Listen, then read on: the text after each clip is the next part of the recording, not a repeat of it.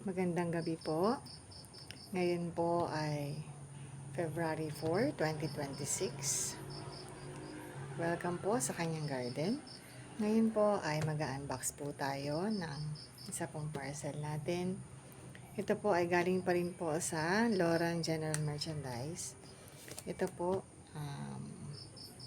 napakaraming beses ko na po nag-order sa kanila at napakaganda po talaga ng kanilang pag-pack. Ito po. So, yan. Nakikita nyo naman po. Ang ganda po talaga ng kanilang. Ayan. Ang laki po ng box nila. Napakalaki po ng box na ginagamit nila. So, ito po. Tara po, samahan niyo po ako. Check po natin kung anong meron dito sa loob.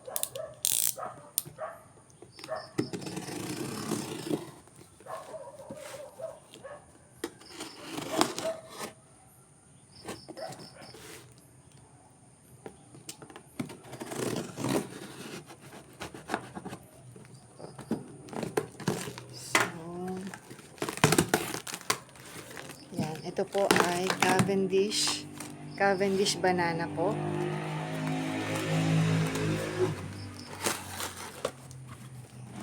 So, ito yung saging. Napili ko po itong saging na to kasi marami pa akong napanood sa YouTube nito na mababa lang siya. So, yung saging. Yan. So, saging. Malaki po ang saging na ito. Okay po, yan. Ito po siya.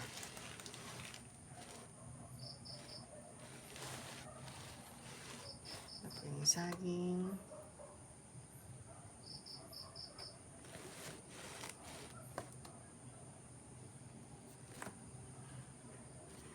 Cavendish banana.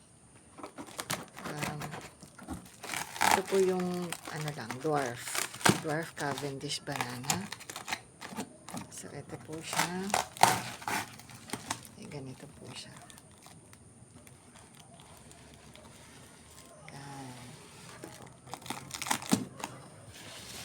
Ito po. Okay, so pwede daw po itong itanim sa pot lang. So yun muna po ang gagawin ko. Sa pot ko muna siya itatanim. Tapos hanapan ko po siya ng area na pwede siya dito sa garden. Yan po. Ito po siya. So buhay naman po siya. Ayan po. Buhay po itong saging na ito. Ayan. Ito po. So isa na naman pong magandang plant ang ipadala ni seller. Ayan po. Ito po. So, meron po akong niready na lupa. Ilalagay ko na lamang po ito. So, tingnan na po natin. Tingnan po natin ito. Buksan na natin siya.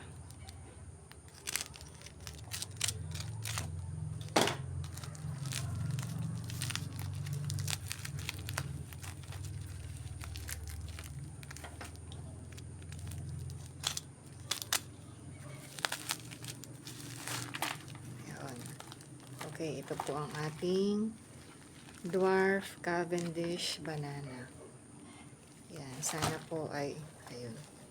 Sana po ito ay pabuhayin, palaguin, pabungahin, at paramihin ng ating Panginoon. So, ito po siya. Wow.